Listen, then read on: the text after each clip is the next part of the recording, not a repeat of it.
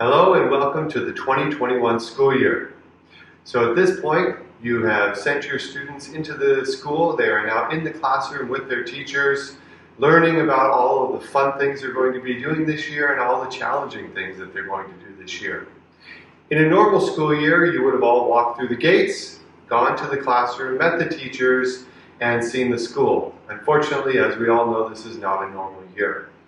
So I did have all the teachers create welcome videos that are posted on Seesaw so everyone can see their students' classroom and also get to know a little bit more about the teacher. The purpose of this video is for you to get to know me a little bit better, but also for you to get to know the school and the expectations that we have for everyone moving forward. Because there will be challenges this year, and when we have those challenges, it's important that we meet them with a common understanding. That being said, we're also going to have a really fun year. So, without further ado, we're going to go through the slide deck. All right. So, this is the presentation that I would normally give you all while we're sitting together in the middle school performing arts center. But of course, that's not going to happen. So, this is the second best. Here you are in my office with me, and we're going to go through some of the expectations in the elementary school. So, first of all, welcome. You're all dragons now. Your students are dragons. Once you're a dragon, you're always a dragon, and you're always welcome at our school, and it's great to have you. So, again, what are we? We are dragons, but we're a team. In the elementary school, we're only here for one reason, and that's for our students. Our teachers have traveled across the world to be here to educate these students and to work with them to create leaders for tomorrow. So who else is on our team? All right, you are also on our team. It's very important that as parents, you see yourself as part of the KISJ elementary school team. Because no matter what happens, your students are always watching you. They're looking at you for guidance. When things go well, they're looking to you to be cheerleaders. And when things go wrong, they're looking to you to understand how to act and how to react to certain things. And we're going to talk about that a little bit more today. Of course, our teachers are on our team, and it's very important that we support our teachers. When there's good times, be that cheerleader for the teacher. And when there's difficulty, remind your students that the teachers are there to help them, and they're there to help them learn. Also, the elementary school office, we're on the team as well. When you call the office and you talk to Mr. James or Miss Jennifer, be respectful and understand that they are also looking out for the very best for your students, and they're here, again, for one purpose, to make sure that their learning is successful. Our teaching assistants are also part of this team, and it's important that we remember that and we treat them with the ultimate respect as well. And of course, all KIS staff. From the cleaners to the cafeteria workers, we're all here to make sure that our students have a very successful year. And I invite you to look at the photo on the slideshow. And this is a game that all of us have played at some point, and it's Jenga. And a Jenga game never is a straight line. It always looks something like that photo. It's a little bit crooked, and it's a balancing act, and that's exactly the way that our students' education is. It's never going to be perfect, but by balancing out each other, we can make sure that they can continue to rise and they can reach those levels of excellence that we expect from all of our students. But it's going to take a little bit of balancing from all of us, and we're going to talk more about that today. First of all, though, we need to understand why we're here. And the elementary school mission statement is very clear. It is on our website. It's in our school and dorm life guide. We're here to provide an emotionally safe and engaging environment while delivering high-quality English language instruction with American-based curriculum. Again, we're very serious about our dragon characteristics: respect, responsibility, communication, and collaboration.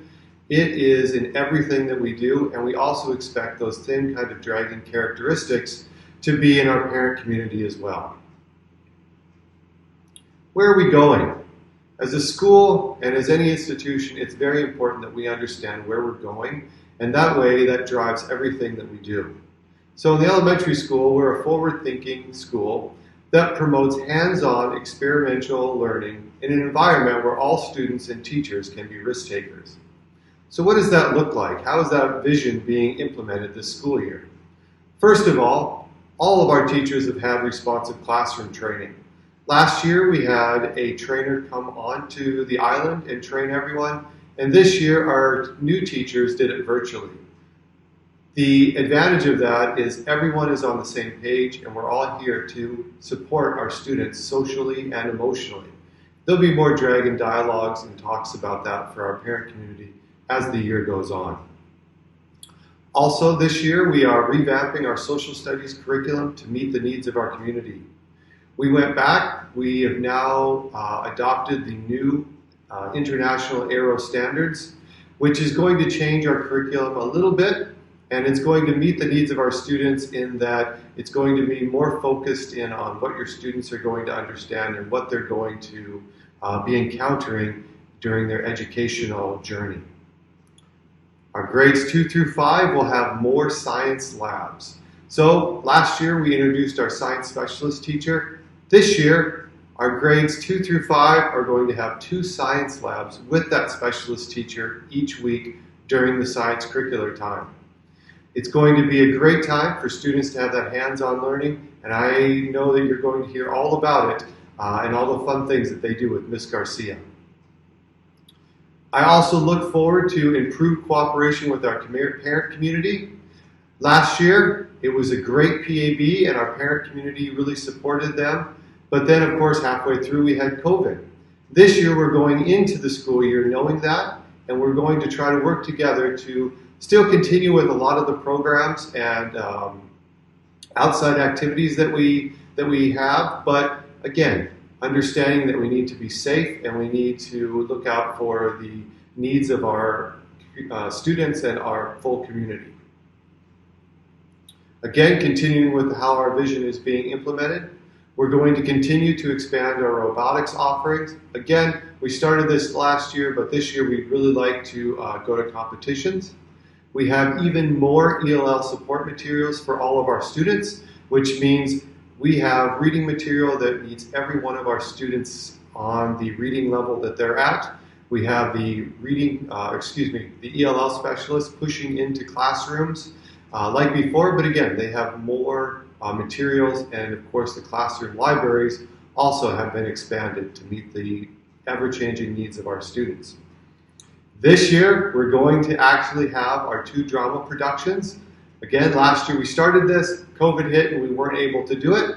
This year we're going into our drama productions with eyes wide open, and we are going to be creating COVID-friendly musicals, which means, of course, there'll be social distancing, there'll be masks, but the most important thing is the experience that your children will have while performing in these drama productions.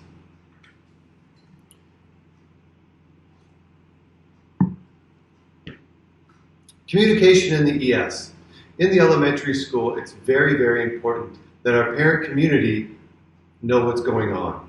First way that we communicate with parents is through parent news and through text messages.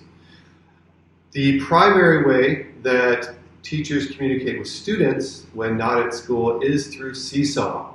And if you have not downloaded the Seesaw parent app for your phone or your tablet, I encourage you to do so, connect, because then you'll be able to see what your child is doing in class or virtually. Hopefully we won't need to go virtually at all times. So download the app, that way you can be connected to what's going on at the school via parent news and via Seesaw. All right, what are our parent community expectations? Our parent communication expectations. Our parents and guardians are responsible for contributing to a positive school environment and avoiding behavior that creates conflict among members of the school community, including students and other families. Parents must avoid making unfounded comments that may damage the image of KSJ or its staff. Remember when I said you were a part of the team? It's important that you're a positive part of the team. All of us have read and signed the School and Dorm Life Guide. As parents, we expect that you uphold the guidelines and that you are contributing to that positive school community. If you have a problem, you can speak to the teacher directly if it's an issue with the teacher. If it's something that's school-wide, please speak to me. But do not speak about it on social media, spreading rumors. All you're doing is you're hurting yourself, you're hurting your own reputation, and you're hurting the reputation of the school, which is the school that your child goes to. So you're only hurting yourself and your team when you do this. Again, looking at our positive parent communications, be positive, all right? Respect each other in the community, all right? Being positive is respecting yourself. If a parent is going around speaking negatively about other parents, it's pretty obvious that that parent does not have respect for themselves, because if they're speaking about others in a disrespectful manner, that means that they don't respect themselves as well. And that's something that we do talk to our students about when they're talking and respecting each other. All right? Also, when issues arise, please remember that your children are always watching. When you're on the phone and you're speaking to others and you're talking badly about the school or about a teacher or about a staff member, your children are listening and they're learning from you. We don't want to raise students with these kinds of traits. Again, if you have an issue, the first line is to talk to the teacher. Please do not come to me if you have a question about a teacher. Speak to the teacher directly. That's part of our communication protocols. Also, do not speak to the PAB about this. This is the way that rumors get spread. You need to speak to me if it's a school-wide concern, and if it's a teacher concern, speak directly to the teacher. All right? Again, looking at our protocols and our policy when looking at communication, when you're emailing a teacher or myself, allow that teacher 24 hours to respond. If you do not get a response within 24 hours, send a follow-up email. It might have gotten lost in the fray. Please do not send multiple emails within that 24-hour period. Our teachers are very busy during the day. They're teaching, they're not checking their email, which means usually they don't check their email or respond to parents until after school hours. So they need that time to be able to read, understand, and then respond to you. Again, with a meeting request, give a minimum of 24 hours of advance notice. Email the teacher directly with those meeting requests and also with any emails. Please do not email the elementary office. They'll simply ask you to email the teacher. All right, looking at our privacy policy, we can only share with you information about your child, not about any other students that are involved. So please understand that. There's going to be things that happen and we're just simply going to say, we're sorry, we can't tell you about other children because I don't think that you would want us talking to others about your child, especially when we're looking at each other's learning journeys. All right. When things go wrong, respect the confidentiality of everyone that's involved. Again, would you want others to know about your child's learning journey? We don't want others to know about yours also. It's very important that as we go through this school year that we maintain perspective. When we're looking at things, students learn by making mistakes. Okay? Students, they hear what they're supposed to do, and then they tend to push limits, they tend to make mistakes, and that's totally okay. We all did that when we were kids as well, and we're going to continue to do that. So when students make mistakes, give them space and let students solve their own issues. If your child comes home and they say to you, Mommy or Daddy, this happened, say, oh, did you use your counselor's choice? Did you talk to the teacher? Please do not pick up the phone, call the other parent, and start complaining. 9 times out of 10, when you ask your student those 2 questions, they'll say, no, I didn't do that yet, or, yep, I did, and this worked. Okay? If your child responds that they haven't told the teacher, they haven't used counselor's choices, please tell your child to go speak to the teacher or simply send a follow-up email in a respectful manner asking for clarification. Now, one of the things that came up last year was some questions about the role of our PAB, or our Parent Association Board. So I'd like to draw your attention to the PAB mission statement, which is written, the mission of the PAB is to support and enhance school programs. They welcome families and promote a spirit of community by offering assistance, information, and friendship. The PAB raises funds to support various programs within the school. The PAB will participate will participate in or sponsor parent weekends, open houses, other ceremonies, and graduations. This is what the role of the PAB is, again, according to the School and Dorm Life Guide.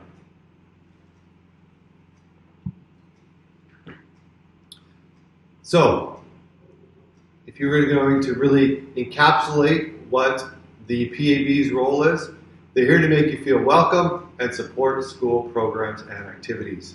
Our PAB is the cheerleader of the school. They're here to make sure that we're all feeling great about the school, and they're here to support it. The PAB is not your complaint box.